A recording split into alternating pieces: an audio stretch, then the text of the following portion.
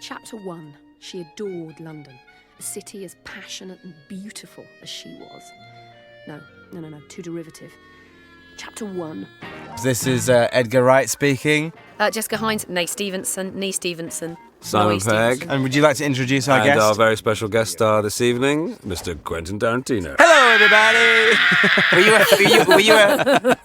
were you affecting a British voice then? No, I wasn't trying to. I love it. This is the commentary for the American market to right. sort of explain some of the eccentricities of space. Of the UK. I love your British accent, Quentin. I remember you were taking the piss out of Edgar once in that cemetery from Night of the Living Dead. Evansburg.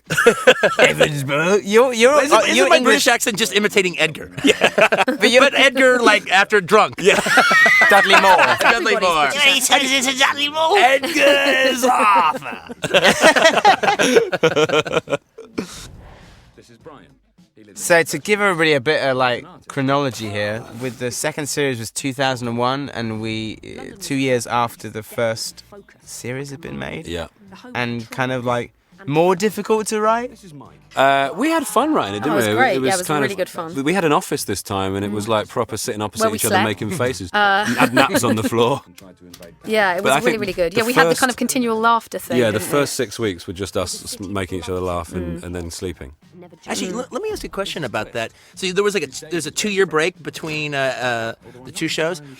So was that a good kind of pressure of how did you approach it as far as okay, do we pick them up from where we left off? Do we pick them up 2 years later? What's been happening to them? Well, as far as your I thought had process. Well, that's why we kind of put the holiday catch up at thing the in, beginning. you Yeah. go away. Yeah, the whole idea was that Daisy's going to go travelling, because I wanted to do a whole thing about kind of going travelling, because at the time it was a thing that everyone did, when it was kind of like you hang out from between kind of 18 and 21 in London, you're kind of renting or you're working, and people kind of just suddenly would say, I'm going to go to India, or I'm going to go to wherever. I really wanted to go to China, and everyone kind of had a go at me because of Tibet, and I'm like, well, okay, sorry, but I really want to go. I'm going to go. Bye. It's not my fault. They had a go at you for they going had a go at me for going to China. It's like, I want to go. I'm sorry. Goodbye. But anyway, it was the thing but that's what people did. And one of the and it was also this idea that you kind of go away, and then what happens is your social security check then stops because you're not signing on anymore. So that was the whole kind of But it's inspiration for that. It's only supposed to be 4 months between, isn't it? I mean, because Daisy No, goes if you away don't. for. Yeah, I go away for. Yeah, it's only 4 months between. So between the that's two kind of seasons. technically where I've gone Your away. trip is the It's the period of hiatus. time between the two shows. Yeah. And so that's sort of where we are, where we're ending up And coming home. of course, we kick off here with a slightly familiar scene to our guest. I do remember actually that Can I just say I'm we feeling used. extremely happy at this point. I can't quite believe I'm here. Well, I remember when we Watching shot this this with when we Quentin shot this Tarantino. scene, we had a VHS in the corner. We had the VHS of Pulp Fiction, and so we would look at the different setups and kind of try and it kind of kicks it around. Where does it kind of kick it around? Yeah, there we go. This is it. Shot for shot. With the Uzi in the foreground. Notice. Yeah, this is like shot for shot from this point. Good little zoom in there. Do you do that yourself? Yep. Picks it up. Glad to hear it. Shadow. There's Bruce Willis. The only problem was there's a shot missing, because actually in the original sequence, which is the shot that I really wanted but we couldn't have because of the way the flat was built, and there wasn't actually a toilet built in that part of the set. Oh, that's right. Because actually there's a shot where there should have been, was as the door opened, there should have been a shot of Mike sitting on the toilet at the back. Yes. And then a kind of, I think there's either track out or track in with him sitting back there, but we couldn't because of the way the set was, which is a shame. But, Oh yeah. It's interesting, actually. I think I told you this the night of the opening night of Grindhouse. That we were both a bit pissed. Which that means drunk, by the way. Yes, drunk. drunk for the American audience, just in case you didn't know. One of my first sort of hetero dates with Nick was going to see Pulp Fiction. Oh, no kidding. Come on, you had a little kiss at the end. I know you but had I a little remember- touch. Did you have the heterosexual seat in between the two of you where your we had a little jackets bit of were? space, yeah, and drink. You had your hand on each other's cocks. I Come on. remember it really clearly because Nick, when the first 2 bars of Son of a Preacher Man came on, did I tell you this? And because Nick had never heard the Dusty Springfield version and just assumed it was Cypress Hill, He let "Hits everyone, from the "Hits bone!" from the bone! really loudly in the cinema. And then that year he bought me a T-shirt with Jules and Vincent on, with a long sleeve black T-shirt from HMV. That was his first Christmas present to me. And here we are. Now, I think That's we get very into, romantic. Isn't it? It's so romantic. We get into your favourite bit here, Quentin, is Tim Bisley burning his Star Wars toys. This was the episode I demanded to. I forgot about the Pulp Fiction shit. I actually demanded to be the George Lucas bonfires episode. The George Lucas bonfire sounds like a foundation. There we go. Here it is. Another shot for shot. And you can see nothing of ROTG. actual. In the script, it said that the Darth Vader mask was on top, so it smoked like in the Jedi. But we weren't allowed to burn Star Wars merchandise because it's like burning the flag. I mean, you're not allowed to do it. Well, weirdly, we had a thing like sort of because the first what was kind of worked out for us time-wise is that first series in 1999 was pre-Phantom Menace, and so first series of space pro Star Wars. Oh yeah. Second series anti, and it kind of we hit just on the sort Although, of like. I didn't think they were that bad, but I'm sorry. Okay. No, I've said it before. I'll say it again. Deal with it. If you want to know why, ask me. But I didn't think they were that bad. No, okay, I can say something to this. All right, I didn't see the first two. Yeah. He told me the third one wasn't so bad. I know. Wait for this. I saw the third one and I was like, Let me tell tell you. But this is the thing is that I didn't like the first two prequels. The third one I saw, I must have been in a good mood when I saw Revenge of the Sith because I went to see it thinking it wasn't that bad, and I saw you straight afterwards because we went to see Melinda and Melinda. Yeah. And I sort of said, I just saw Revenge of the Sith, and you know what, it wasn't that bad. And you said, I haven't seen the first two, but on your recommendation, I'll see Revenge of the Sith. You already know where this is going. Cut to, I think I saw you in a restaurant, and you came in and you said, in front of your date at the time, I can't remember who I was with, you said, I have a bone to pick with you.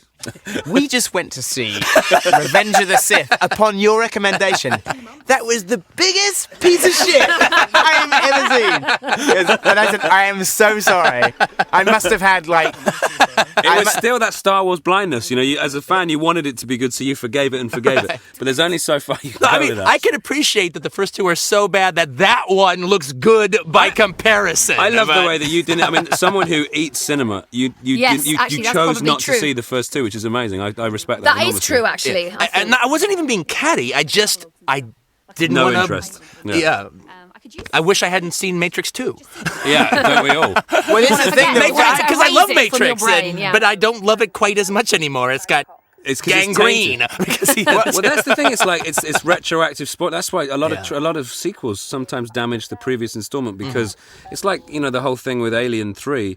When you watch Aliens 2, the second one again, her whole struggle at the end is completely invalidated by the film after. I have to say, I can argue for Alien 3. I mean, I kind of like Alien 3. But just killing Hicks and Newt felt like a kind of cynical, let's get them out of the way thing. I could go for that. Yeah. I could go for that. I like the prison. I like the bald The guys, head. the balding. The only thing I didn't like about it was when they brought Lance Henriksen in at the end. It seemed like what is this weird cheap kind of, right.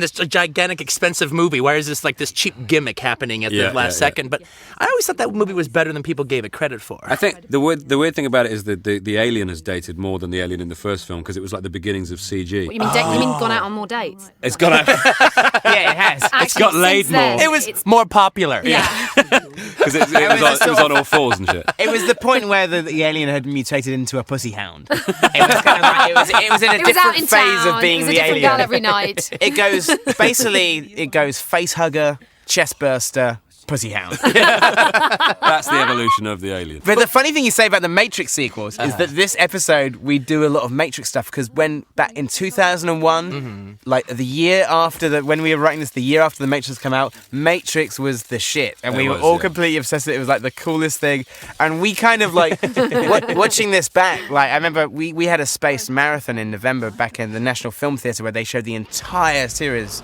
in Both series. both series, yeah, both series. And some of the Matrix stuff was the only bits that made me cringe a little bit because knowing now what the second and third You one maybe were. jumped a little too soon on it, being correct, but now kind of It just a wave of embarrassment of perspiration. Yeah, totally.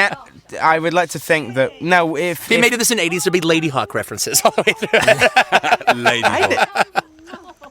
I never actually seen Lady Hawk. That's shocking to Rutger Hauer, right? Yeah. Richard Donner, right? Richard Donner, Michelle Pfeiffer. Pre-Goonies. Michelle Pfeiffer, that's right. Probably post-Goonies. I think immediately Same time. post. Doesn't Julia burn your hair here? with the fag when she came in and you made something of it? I can't remember. She hugged you with the fag and it went into your hair. Do you and you kind of remember? go like this. Yeah, You remember really. my physical pain? I don't remember that.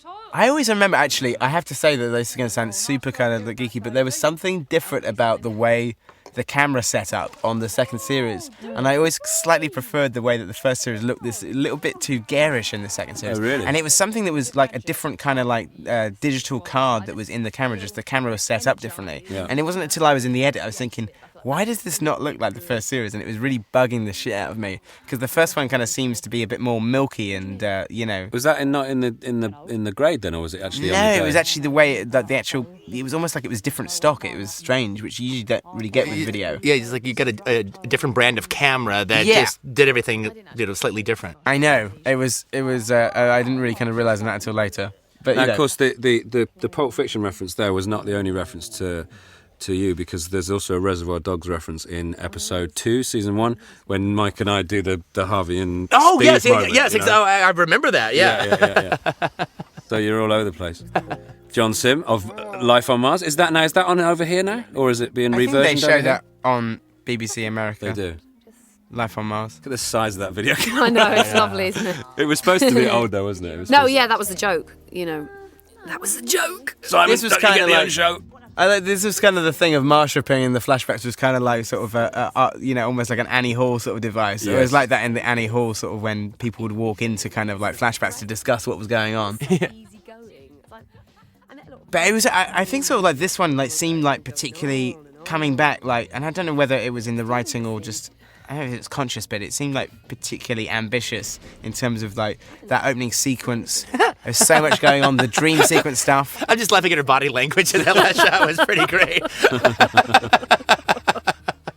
This was all like really, like, but I just remember it being the second series from. And you know, you said you guys had like fun writing it, but like the second series for me was a real like backbreaker just in terms of how complicated it was, and I mean, it was I more didn't- I- complicated, wasn't it? Oh, It yeah, was just more ambitious, and there was more shots. There was just more. It was just There's uber. more of everything, just Yeah. like more kind of like setups, more kind of like dream sequences, and kind of More not, filmic stuff. yeah, or just a lot more kind of just setups all the Yeah, way yeah. through. Just a lot more kind of happening, and so Well, it's like, I mean, with this, I guess the same with you going from Reservoir Dogs to Pulp Fiction, Mm-hmm. that to such a far more technically ambitious movie, Yeah, yeah. really, from doing something that was really simple. Yeah, almost the like canvas like gets play, bigger. wasn't it? Yeah, exactly. Yeah. But I guess because you sort of like, you feel like you can because you've had that experience and that sort of that training suddenly. Well, at the same time, though, it's like, in a weird way, the way I kind of do my stuff is not too dissimilar from the way you guys do this show in particular, where it's like, even if my movies are 2.5 hours long, they're usually just a lot of big, long scenes connected to each other. People get into a room and they sit down and they talk for a while. People get comfortable in my movies. And the same thing here. You guys get to the apartment and you talk for a while. Yeah, absolutely. I think that's like Edgar was saying earlier on. There's a lot of stuff like dialogue in this show that I'm proud of. People tend to do remember the sort of the slightly more outlandish set pieces, but there's some lovely little speeches. Like your sandwich toaster one in a point in case, I think is that the right phrase? Point in question. I don't know. The point in question. It's a good example. Well, I love all the spoof of the different genres that happen to the characters, and then you crank up the cinema for that. But my favorite moments are you guys just hanging out? Yeah. Which I think that's probably with the fans, because that's what they. Oh, hey, that's me. That's my friend. That's Exactly. The people relate to that. me and my roommate. Yeah. I think, weirdly enough, looking back now, this episode, because we're trying to find our way back into it, is probably not my least favourite just because I love them all, but this aspect of it, the Matrix agents, was just a little bit too fucking out there. Really. we were always coming thought- close to the shark. Yeah. The shark was hovering close. Our leg was just over the shark. The fin was circling. Yeah. Ready to be jumped. We may not have jumped the shark, but we definitely did a run up to it. The shark actually nudged you. It hit us. But in a way, though, the reason why it never did, why the shark never got its dinner, was because because the agents existed and operated and actually played a very important part in the story. I mean, the whole point is they came in because of the story, and they were just agents. They were government agents, and the fact that they were kind of Matrix references was almost secondary to their purpose within this kind of story, and that's why it's okay. It's almost like that you can it's imagine. like all they've got is just agents just with funny and earpieces. even the fact that it's all your perspective of everything. So FBI agents become Matrix agents. Yes, exactly. That's what was happening at the time. Yeah. No, that's the thing. Sort of, it's kind of seeing it through the eyes of people who've kind of grown up on pop culture. Is that they can't. It's almost like the show is how they've related it to other people. Yeah, exactly. Do you know what I mean? It's like sort of. Do you know what I mean? It's just an what exaggeration in kind of the minds. It's sort of like. It's also the context that all these characters have. Yeah, exactly. It's part. It's how they naturally are and think about themselves. And even in real life, oftentimes, especially if you're talking to friends and you're trying to make a point, you'll use a pop culture analogy to make your point. Well, that was just all visualized. In the show. But also that's something that you did really well initially was that. You know that you were saying about Kevin saying about the reference to Lawrence Tierney being like the thing in Reservoir Dogs is like, people do use those kind of references to explain things now because that's what they've grown up and that's what they're using as their metaphorical sort of palette. Well, especially the generations of the last 20 years. Yeah. Everybody's watched TV. Everyone's movie literate to one degree or another. I wonder sort of like, because it's interesting because we said about how like the first, the bits in the first series of Space that were influenced by Kevin's stuff, and Kevin had said about Clerks that he saw Reservoir Dogs and the reference to the Thing. From Lawrence Tierney Thing. Obviously there was always like pop culture references and kind of meta stuff, but why do you think particularly there was that kind of time, when you came along, that kind of like really changed and started to kind of like sort of become a thing? Well, I think basically amongst, it was in the 80s when I was in my like really early 20s and stuff and hanging out with my video store clerk friends and everything. That's who we all were, but like normally the way that works, it's usually 6 or 7 years in the underground, bubbling, and that's kind of how everyone refers to things and talks about things. It takes about 6 or 7 years for it to actually reach up. Basically, we all grew up and became filmmakers and started bringing that kicking and screaming into our scenarios. I remember, like, when I first started writing scripts, not like finished scripts, but just writing scenes and reading them to my friends, they would always say, you have to stop making references to so many movies. Right. Yeah, but it wasn't because I was, like, ripping things off. I would just kept referring to Texas Chainsaw Massacre because that's how we fucking talked. That's your point of reference. It was our point of reference, and it was appropriate for those characters. Whatever I was trying to do. But it was actually so strange that they were like, it makes you look amateur. I go, well, no, stand-up comedians do it all the time, and my stuff is funny like a stand-up comedian. So that's how I kept grabbing onto the stand-up comedians.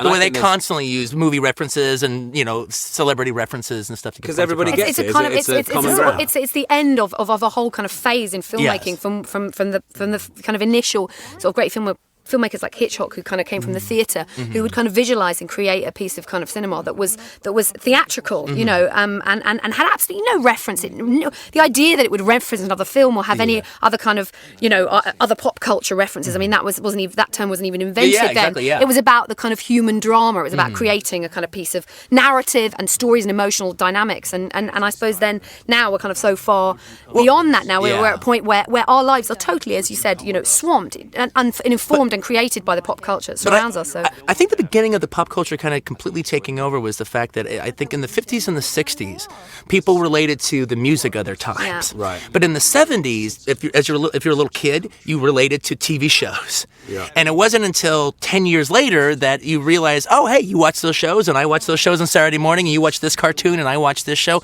and now we have a culture in which we could share because we all grew up watching these same shows. Now, that never existed before. No. It was TV and movies was what you had in the 70s growing up as far as a pop culture thing, not music so much. And all those kids that their parents wouldn't let them watch TV, you can't watch TV at night, it'll rot your brain. Those kids were the ones that grew up completely culturally unaware. Right. For their entire generation. And then it just it kept bounding on until... Absolutely. It was a good thing that we watched Hammer House of Horror. Yeah. That's a good thing. That's a good thing. The big guys now are all people that had that diet, cultural diet, And like, if you look at like yourself and the likes of Peter, you Edgar, you're all people that consumed that, like voraciously consumed culture, and now that's being reflected in your films. And it's like, the kind of geeks have inherited the earth. Right. It's the fan people that are making all the movies. Well, at least illegally downloaded it. Illegally downloaded the earth. I do like the fact that you guys had a VHS thing and had a Pulp Fiction right there on the set you did, to check this. I remember shots of the framing. We had it with Dawn of the Dead as well when we did the zombies. I remember like we had a VHS in the corner of the stage, and during lunch breaks, some of the crew would gather around the VHS and we'd watch kind of like the end of Dragons Forever, or that we'd find something to kind of like sort of like sit and kind of like watch it. That kind of point where everybody's had something to eat, but there's still like 20 minutes left before coming back, and we'd always like sit around and watch bits of things. But I think what was interesting with this is that, and I think that definitely things go in cycling. Karate Kid. I think it's definitely like in the same way that maybe that was my favourite bit. We never got that in, did we? Mr. Miyagi's healing hand. as a good. I love this last sequence, actually. There's some really nice sort of bits in this last bit. As another... But what's funny, I was going to say, but the same way with films, is that I think when we did this show, it kind of felt like, we were saying before how it was a reaction to kind of like other sitcoms that we didn't felt accurately represented our generation, but also a way of actually... aping the kind of the films that we like, particularly the independent films of like, your films, the Coen brothers. There was a lot of kind of, Jim Jarmusch, just a lot of kind of people that you kind of thinking, oh, why can't we kind of do something that's more like that instead of the TV that we're kind of given? It's interesting, actually, that's the line there when Tim calls Brian a Lando rather than a Judas. It's very telling in the kind of the replacement of the Star Wars universe of the Bible. Right. Like he becomes the standard bearer for betrayal. I wonder whether in the original sort of genesis of the whole kind of Star Wars epic story, whether the idea that kind of Anakin was an immaculate conception was added afterwards. Definitely. Do you think? Oh, maybe. Or had it always been in his intention? I don't know. This is like Scooby-Doo, the end of this episode. Yeah. I would have done it too if it hadn't been for you meddling kids. Farmer Brown. You're the ogre. It is a weird thing, though, sort of like, I mean, because and it's becoming more and more in the UK. People are trying to do more a season a year, but it never used to be the case. Is that sort of like, there were 2 years between the two seasons on this, like 40 Towers, there was like 4 years between the two seasons. That's because the British television industry is not set up for that. I mean, what British television do, they totally collude in that whole dynamic, which is they create pilots. They kind of, farm ideas and then they sell them, and that's how it works. I mean, I remember actually very, very early on saying, oh, we should do writing team. And they were like, I'm sorry, no, we don't do that. The idea that you'd make a kind of show for longer than, 6 or 7 is just ridiculous. And it's exactly the same 10 years on. I mean, people kind of, you might do a third series or a fourth series, but there's not the kind of infrastructure at all that's set up in the same way as there is in America. I mean, in America, it's business. But, but one of the things, though, is like, and I can understand where you're coming from on that, but as an American with our American system, it seems so much more creatively organic to do it the way you guys do. Yeah. That it's not this, you know how when you go see a musical, once they start the band, the show's off, all right, until that curtain comes down. It's like it's an express train once the orchestra hits. Well, once you start a show in America, man, if it's 5 years, if it's 7 years, you are going until it's canceled. Right. And so the whole idea that you can actually conceive a show that actually has an ending to it, even an emotional ending, and then to be able to pick the characters up, it's like you're not on an express train. You literally are. If you're coming back to do a second one, it's a legitimate effort. We've really thought about this, and there is even an arc to it. A lot of American shows, you never get closure because they get cancelled before they end their story. Right, exactly. Which is always a real shame, I think. And even like the thing is, and some shows like The Wire on HBO are doing stuff, but the bottom line though is they still only have that hiatus time to come up with some big new arc. I mean, this is legitimate. This is like, okay, now you guys now made if it was a feature, this is you wrote another feature. Exactly. To follow. They're contained. Yeah, totally. And so I just think that's artistically that's just so wonderful. Bless you, Quentin. As opposed to the never-ending parade. Yeah. The rocket ship. Should we get a margarita? Yeah.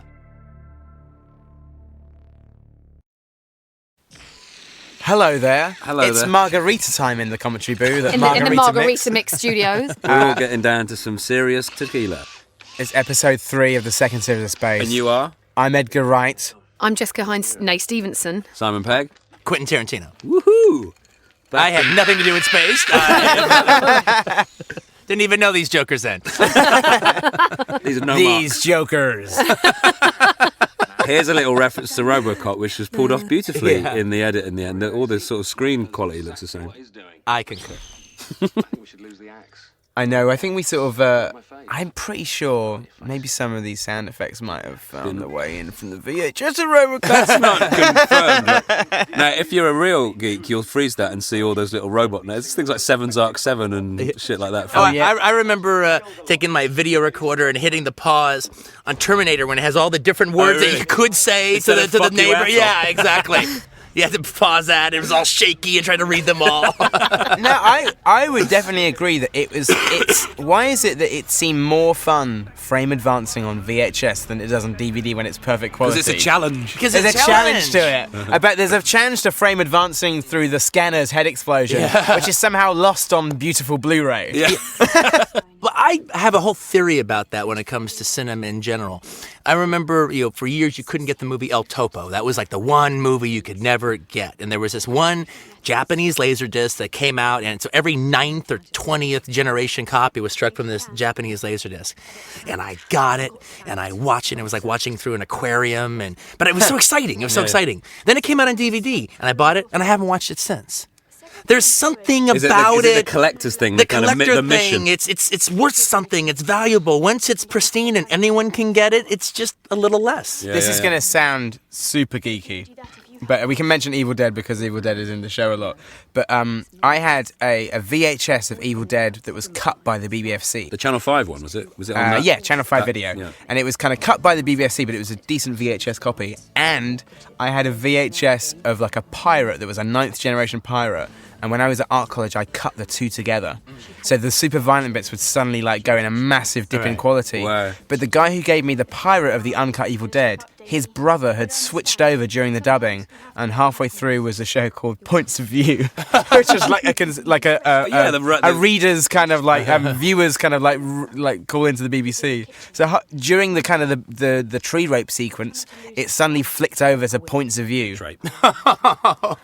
This has nothing to do with space. No, there's a funny thing. There's a personality. I love that. There's a personality defining moment in this episode of Space that separates people, whether they fancy good Daisy or bad Daisy when it comes to the Grease moment. I say good Daisy. Really? I didn't know. I wasn't aware of We that. always used to talk about like I wasn't aware of that. which is the sexiest. Is it in- innocent Daisy or is it naughty Daisy? In Greece, it's fair to say that sort of like good Sandy is so much sexier than bad Sandy. In the same way that it's Is that right? Am I the only person who thinks that? No, I Because agree it's with you. better. I agree The with you. pursuit is go back to El Topo. Yeah. The pursuit is better than the attaining thereof. That is the first time that the more you can't get it, the more Jodorowsky you and want it. Olivia Newton-John have been like wrapped up in the same way. The other thing I was going to say, I would like to say, and blowing our own trumpet, that in terms of fake restaurant names, that Neo Nachos is possibly the greatest fake restaurant name of all time. Why isn't Neo Nachos is so? I mean, it's not that million. Over here they have a place called Fuddruckers, right? Yeah, I had a Fuddruckers the other night. I thought that was a joke. I honestly thought that was, I didn't think, when I saw that in Idiocracy. Fud becoming buttfuckers. That's really funny. In the UK, there was a chain of restaurants called Fatty Arbuckles, Oh, really? which I thought was particularly like sort of in Got a free bottle of wine. questionable taste. You know the He's innocent, all right? To It this was still a bit day, weird. he's still I know. virgin. the You don't eat your hamburgers thinking about somebody being raped with a champagne bottle. Yeah. Is that your idea? Come on, everyone's got to relax sometime, you know. come to Fatty Wind down in Arbuckles, different bring your own ways, you know. the other one that we were really happy with was Well, the champagne. the other shop name, because The Simpsons is the when it comes to fake shop names is the best. But the other one was Silent Reading, which was the comic shop, after Silent Running, which we were really pleased with. Neo Nachos and Silent Reading. When Neo Nachos, if you see later on Daisy's kind of uniform, there's a swastika made out of nachos. made out of tacos, isn't Tacos, it? yeah, like a taco swastika, which is incredible. Oh, This- here comes Reese Shearsmith. Now I think in True Romance, the comic book shop that Clarence works at was called Heroes for Sale. Oh, really? Fantastic. Did you have in the US? You have a version of Robot Wars? Is it like that show where the robots fighting? BattleBots. Oh yeah, BattleBots. I don't remember ever a show. Why I just isn't remember that on anymore? They're all. I just remember like random videos that would But come why? out. It's not being. I think it it's not still is, but happening it's anymore. gone really underground like this. But like it's not. There's nothing like that on television at the moment. Our Robot Wars isn't just on. No. With this, like there was this show in the UK called Robot Wars, which I'm sure there's a US version of as well. But like, BattleBots. It Yeah, was. BattleBots. Yeah, BattleBots, That's yeah. where it came from. I'm sure. and but for this, we could afford to build our two hero robots. So we had Private War Iron Bastard and War Private Bastard. Iron. Private Iron and War Bastard. But then Very all of the proud other of ones, Private there's a shot later on in the kind of the Robot Club, the underground Robot Wars. We got in touch with contestants from the show because we thought it would be like a cheap way of getting a load of kind of battle bots. Yeah. So we had a lot of real contestants down there who all brought their machines, which was kind of. Hey, we get to be in space, yeah. Yeah. Yeah. Well, you see them. There's some great cutaways. They gave me some of the best. Crazy. There's a couple of guys in there who are from the extra show who They gave loved it, and you all loved it. Oh. Loved it. It was a good. We were underground in like a kind of railway place, and then They're there was just there was Oh, Viles no. disease warnings everywhere. And There it was what? like, Oh. you know, you get it from rat's piss. Oh yeah. And it was a good couple of days, wasn't it? It was fun. I am in the spirit of kind of solidarity. I directed with my shirt off. You did. God, Your pasty edit tan for all to see. I remember there's a detail. I don't know if I mentioned it on the last commentary, but in this episode, when I work at neo-Nazis, but yeah, in this scene, the night before, I had got extremely drunk. Oh, really? I'd got so drunk that I had bashed my head on the edge of a taxi car door, I remember and then this. turned up for work with a kind of an egg. If you're careful, you might be able to spot it. It's What? just kind of Jessica's right. egg? Spot the egg on my head. You can't really see it, and in the background, obviously, Tim There he is, Sampson, Tim Sampson. son of Will Sampson. son of Will Sampson, who was in the original. You can just see it. Can you see it there? It's like The thing that was crazy about the things with Tim Sampson is I see it. I saw it. Oh yeah. Do you know what? I banged my head into the door. I was so drunk, and then the taxi driver just drove away. Wouldn't take me home. That is classic. Fair Jess. enough. Fair enough. The thing that was really weird about doing these My scenes. job's here is done. Yeah, I've abused you. Now I'm leaving. The thing that was really weird about doing these scenes is that Tim Sampson is obviously like the son of Will Sampson. He's done Obviously the son of Will one flew over the Will cuckoo's Sampson. nest. He's done the one flew over the cuckoo's nest play. So he's been down on stage, and he was totally down. He read the script. He was totally down for doing it. But I still on the day. Most of his scenes until his last scene where he speaks, he's in the background. So I always felt bad that we had somebody who'd been, his father had played that part famously. He was in the stage show, but when I was directing the scene, I'm going in, and Jessica, what we're going to do with this bit, and Billy, we're going to do this kind of bit, and Tim, you know what you're doing. It's just this thing of like sort of not, there was no direction to give him other than you're just mopping in the 'Cause he background was, on I this mean, one. technically, he was kind of the biggest star in the entire two series, really. Yeah, you think he about was. his relationship to his father He and how was. famous his dad was. He was. It was phenomenal. It was great And to he have came him. and And it was talked simply with us because he and was doing the yeah. play, wasn't it? You had a good conversation with him. I didn't really get to know him. He that told well. us about a film that he was making. It sounded amazing. Yeah, but he wanted to make a film about a massacre that had happened on an Indian reservation, and Which it just he sounded clearly brilliant. hasn't done. Well, I Unless don't it know. I don't came know. out Yeah. and we didn't see it. Yeah, it was amazing. He was a stuntman as well. Oh, uh-huh. He'd been like a stuntman for sort of like, in sort of various TV and sort of film westerns, Now here's a little moment where we did dabble with Bruce and fans Sybil really factor. liked with the Bruce and Sybil factor, where Tim and Daisy do have a moment of nearly kissing over a phallic axe. And this is a reference to The Preacher. Yes, it was to Garth Ennis's Preacher. The white eye. Yeah. Something weird had gone on with the kind of the blue lighting on the scene. I remember it's particularly popping in this scene. It really is. It's not really naturalistic, is it? I actually remember thinking you guys were going to actually kiss. Yeah, This was yeah. going to be the beginning of a new wrinkle I in did the actually. show. Yeah. You did have a semi on, didn't you? Absolutely. Do you have that phrase over you here? were getting Semi a little on? hard. I seem to remember. Not so much, but I think we all get it. What would be the American version of a semi? tiny chubby. I Yeah, don't it's a know. tiny chubby. It was Sporting a little wood. It was banging around in my A trousers like a balsa wood, protesticle. maybe. I don't know. Professional. It was the incredible tension there between Tim and Daisy. You see that bonding over an erectile axe. Jesus Christ, you're bound to get a wood on. That is an amazing shirt you've got on, Jessica, with like sort of the lion print. You like my shirts. You often commented on my shirts. They're amazing. I know. Oh, look, it's nearly. And Mike's jealous. Here comes the cock blocker. Yeah. Cock block. Here comes Doc Cockblock. We always kind of dabble with this idea that Mike was gay as well. It was like, we never sort of addressed it, but it seemed a cop out if because there were In a couple the of end, times he would turn up with his TA mate, Yeah. who was his friend, but clearly they'd be boyfriend. We wrote a and couple of boyfriend. things, didn't we, where we had a girl, but it never worked. It was like Batman getting a girlfriend. Mike was isn't gay. it? He was. He is. A celibate gay, maybe. Yeah, exactly. Yeah. Like just Can't deal with it. His sexuality was not, it's not an issue. He's about. It's all about unrequited gay love to Yes, him. yeah. All right. Bingo. My favorite type. Mine too. Oh, unrequited gay love. There's a reference here. This is a British reference. Now, Quentin, you will be the one person who can confirm whether these were on sale in the States or not. There's a reference in that last scene to a toy called Big Track. Do they have Big Track in the States? No, I can equivocally say no. It was Big like Track was a robot thing that carried a drink around. There used to be it was like a little robot like. I see memories That sounds kind of stirring. cool. No. It wasn't called Big Track. They might have had some, Bobby 2000 or something that Kenner came out with. Thank you very much, Bobby. That's exactly what it was. The Bobby They would have 2000. a Christmas advert where, whenever they would show I like actually like the Bobby 2000. That's sticking in Let's my get brain. that thing on the shelves now. There's the egg. in the thing, Bobby 2000 to get me a in the drink. thing with the Big Track is Look at that in the, egg on Oh, my you can head. really It's fucking really see it there. growing. By the day, it's like I'm mutating. Oh, Joe Scanlon that is playing the Louise Fletcher part. I really like the lighting in this bit actually. That's the guy from we were talking about the guy from Waterworld. That wonderful moment in Yeah, Waterworld. when down in the iron lake. When That's he the drops the idea, match and and he he's says- in a tiny little kind of rowing boat, and he looks up through the light. And he's like, in the lake of oil. And there's Yeah. that great moment when he drops the match down. My favourite moment in Waterworld, when the match hits the oil and it goes, and the guy goes, "Oh, thank God," and then he gets swamped.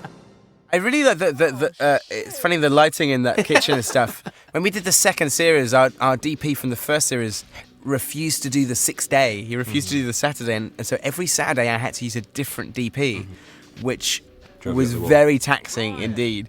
But what's funny is that sometimes the 6th day DP would do an amazing job, and the weekday DP would go, say, let's have a look at the stuff from Saturday, and he saw that stuff in the kitchen, which was really nice, and he goes, yeah, okay, all right. I think I'll do Saturdays from now on. It was very strange. Actually, the lighting in this kind of like this episode, all this stuff in the art gallery is really nice. This was shot at Ealing, right? Yeah. I actually think that's a habit of cinematographers. All right, if they're gonna if they can't, their wife dies and they have to go to the funeral. All right, go figure. All right, I got a movie to make. All right, but if they go, then if they're gonna get somebody to replace you, they want somebody lame. Yeah. They don't want people to look bad, yeah. They want somebody really shitty. Yeah. They're like comics. They have the same rivalry as comics. That's bad. Well, let's get my PA to do it. All right, let's just get the Actually, my gaffer to do mother-in-law, it. she Yeah, isn't right. doing anything. Yeah. She's not busy. This is actually the same soundstage. Her name's Ferraro.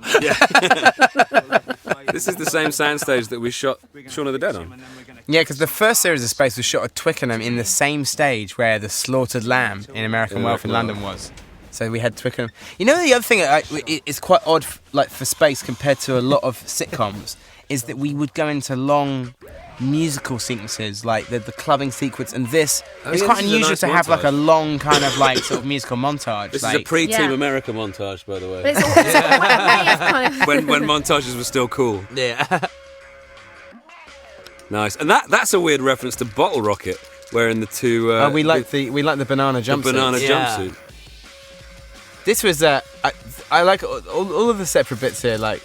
it's kind of a way of just kind of joining the three things Oh, yeah, but together. it really- Because it's an interesting episode, and I know you actually at one point said, "Oh, I just hate this episode," but I really no, I don't think you said you hated it, but you said it was one of your kind of less favourite ones. But I don't know why. I mean, I'm not bringing it up to say you hated it, but You've never loved me. But it was slightly different in that there were 3 different storylines that all then converged in this montage, but we were all kind of in our own separate. You know what I mean? I don't think. I think so. Maybe the looking back at it and stuff. I know. There's lots of stuff I really like in this episode. I think Like the Monkey Wrench, all these. there's Holding also a the. spliff with a monkey wrench. What was crazy with doing this stuff is that there's all these transition shots, and obviously all of these sequences are broken up over not just over, because I'm sure I've said this to you before, Quentin, it was all shot in one jumble. The entire series. So some of these kind of bits wouldn't be necessarily you were shooting one episode 1 week. These sections would be like weeks apart. I think we shot the second series over like 9 weeks, and it was all just having like the boards and the shot list to kind of figure out.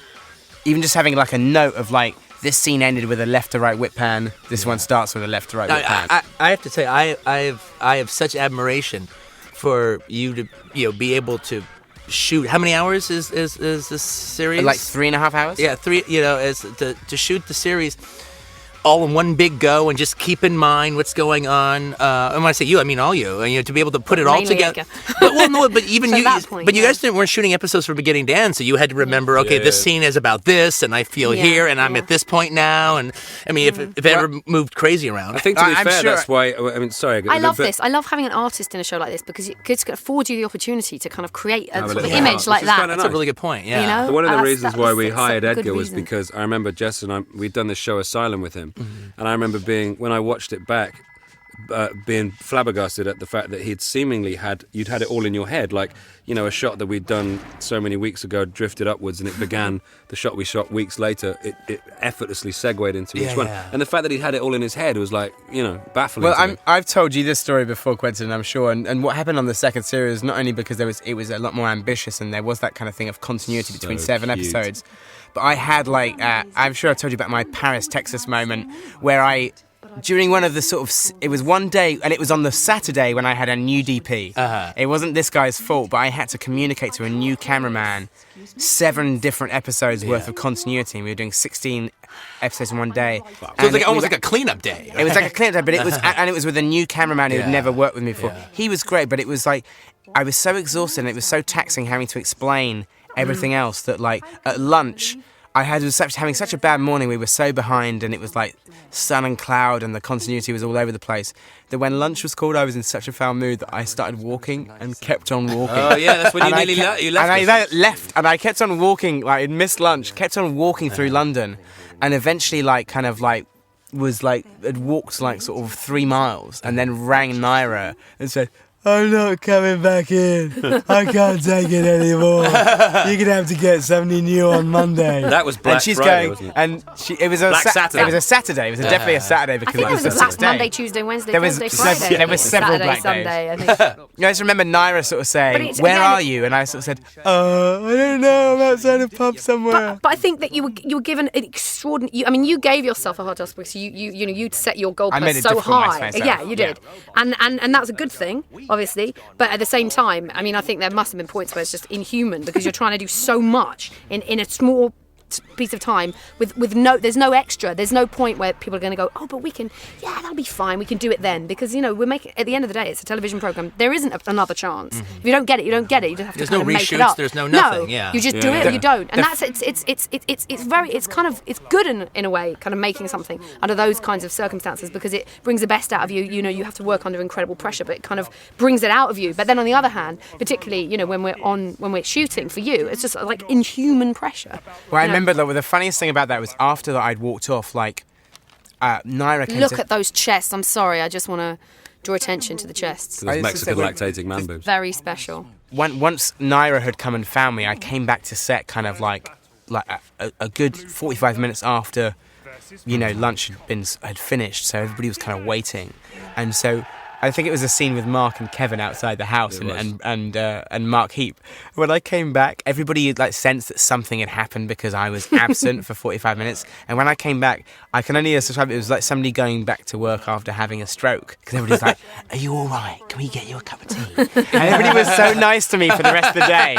Everybody was aware that something had happened and that I'd had a nervous breakdown. I always used to have a stroke in the lunch break. It was the only time I just used to have a sleep. It's funny. There is a thing every once in a while when you're a director, you just get into this I fucking had it. I just fucking had it. And isn't that life? You can't break. I mean, everyone is so counting on you. And then when you have that moment, then like, oh my God, Dad's flipping out. Oh my God, now the family, the house is, everything's going to fall apart. All right? So they're like, oh, is it okay? Is it okay? Can we do anything for you? We got to make Dad better now. Dad's freaking out. Whenever, like, even on Kill Bill, whenever me and Uma would get into a fight, which of course it happened, we like shot for almost a fucking year, all right? Yeah. Whenever we get into a fight, the whole crew is like, oh God, Mom and Dad are fighting and nothing will be right until they make up. It's going to be fucked until they get over this. That's funny. It's true though. I think you can understand why some directors rely entirely on just doing that, because people really do take notice when the director flips out. Everyone really, really worries. It's like I did something recently, and a very, very mild-mannered director. We just got the giggles in a scene, and he left, and he's never done. Everyone's freaked out because fucking hell, he's just walked off the set, and everybody snapped back into action, and it was got back on their game, because it's like it is the head, it's the body politic of making a film. The director has got to be fucking happy. I think. Oscar, my brother, is in the back of some of these shots laughing. I think I think I had quite in this episode. There was lots of there was always. That's great actually about it, because the whole both series are littered with family and friends in the back. Yeah. So your sister and your mum my cousin are in the art gallery thing. My it's mum, like my sister in the first series. It's like it was a way where that was also insane part of the kind of pressure as well, having to kind of get friends in. Have you seen The League of Gentlemen, Quentin? Have you ever seen that show? No, I never have actually. It's with Reese is from it. Fantastically dark, sort of. Brilliant British black comedy. It's fantastic. Really, really set the bar high back in late 90s when it first came on. And the funny thing, we make group. a reference to kind of there being a trendy bar called the, and he says, I've got to go to the hospital, and he says, oh, one of Damien Hirst's trendy new bars. Oh, yeah. There is a place called the hospital. Yes, it really is. Club in Covent Garden. Yeah, it's called the hospital. So that's fucking right, my God. That's right. We actually prefigured that. How prophetic is that? There you go. I like the colours in that bit. Yeah. It's good. I like the fact that when he's like painting the thing, you don't know what he's but doing. I think it looks all also crazy. One but of the things when he's done with it, it's kind of cool. Exactly. The whole point is then it's about kind of it's a piece about alienation and separation and desperation and things like that, and that's all the Asians. but that's what was great about having him, because you knew from the outset then at any point you could also, which makes it slightly, it separates it from that sort of television program, which is just kind of pink and grey and brown. It creates a different sort of visual language throughout the show, and having him there, he was always a kind of out into the sort of colour world. Depending on whatever he was doing that week, as far as his project, you have all these opportunities to create different worlds. This is great. Here's your big Randall P. McMurphy barnstorming speech. Yeah. And Joe's sort of kind of going a little twitching. It was. I remember shooting this with Tim Sampson though. Look at him. He's on Billy Bivett. Yeah. He's getting ready for his bit. It's great. Here we go. Who's gonna step up? Could it be the chief? Anybody? He's gonna help out Egghead. Yeah. Here he comes. There we go. And Guy did a kind of approximation of the Cuckoo's Nest music as well, the whistling music at the end. I love picking up a bin.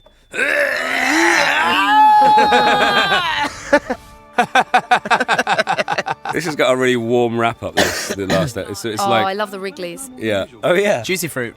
No, fruit. Oh yeah, juicy fruit, of course. Wrigley's. Now those guys are there. That's Mark from the Blue Tones there. Mark Morris, who's from a very good British band. And the rest of the band there as well. He was a crazy guy. He wouldn't. I still live about. I live about 2 minutes away from that pub. What is it? It's not the Corrib, is it? Corrib, yeah. It's around the corner from where I live in London. Oh yeah, it was. Oh, the juicy fruit bit. Yeah. He says no thanks. Oh, it really warms the cockles of your heart. Dictator? Oh no, direct. Dictator, what? What an act! Boom, boom. You got that in under the wire.